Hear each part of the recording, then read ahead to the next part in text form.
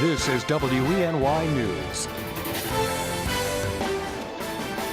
Thanks for clicking on the webcast. I'm Joe Malillo. Here's the latest from WENY News and the Star-Gazette. Well, the flu season is in full swing and it's hitting the younger generation harder than ever. And the number of states reporting hospitalizations has jumped from 25 to 35 in 1 week.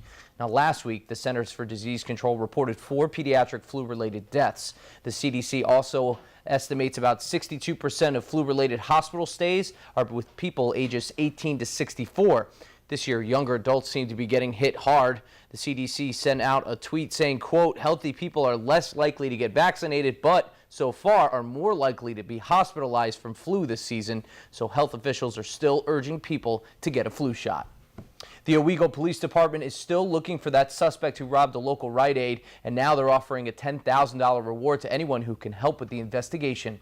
They need any information leading to an arrest and conviction of the person who robbed the Rite Aid store.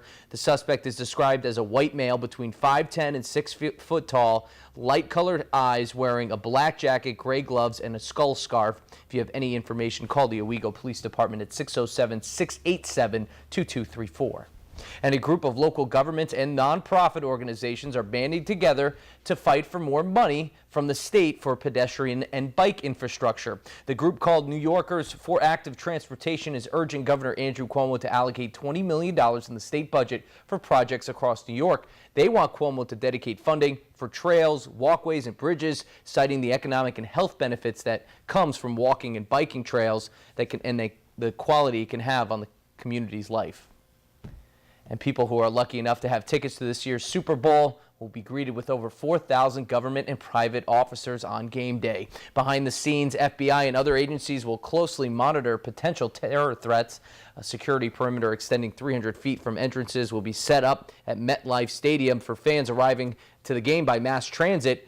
They'll be funneled into a temporary pavilion for airport-style screening then. Maybe some wings and the couch sounds a little bit better this year. All right, now here's Craig Flint with today's forecast. Craig. Some wings and the couch sound good right now, actually, buddy. Hey, good morning, everyone. Good morning to you, Joe. As we take a look at the weather story, brightest weather is today. We should start to see some sunshine come out for the afternoon. And over the next several days, it's just these minor little pesky weather systems, Alberta clippers, that will traverse through the Twin Tiers, produce a little bit of light snow, and then they move on. However, we are getting some pretty strong signals here late, or I should say mid to late next week. Some bitter air will start to move back into the Twin Tiers. Let's take a look at the 24-hour planner right there on your television screen or your computer screen, whatever you're watching us on. Temperatures in the 30s today, the 5-degree guarantee, 36, with some brighter skies developing as we head through the afternoon. Temperatures outside are in the 20s. We do have just a few scattered flurries kind of working their way on through, but those will move through pretty harmlessly, and then I think we should at least get some breaks of sunshine as we head through the course of the day here with our future track. You can see not much doing.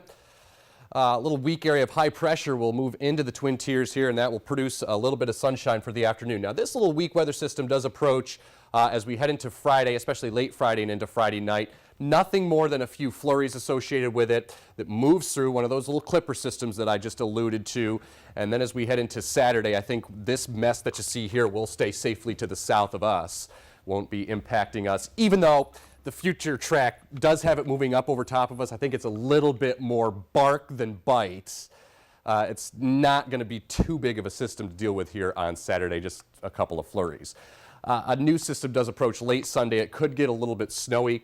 More on that in a minute. 38 on Friday, up to 30 Saturday. And again, that little system produces some snow and wind here late Sunday night with, again, some minor accumulations possible in the 30s. Any light snow comes to an end Martin Luther King Day on Monday, and then there's the cold air as we head into mid to late next week. What's up, Joey? All right, thanks a lot, Craig, for the latest news, weather, and sports. Watch WENY News at noon, 5:36 and 11. Don't forget to pick up a copy of today's Star-Gazette. I'm Joe Malillo. Have a great Thursday, everyone.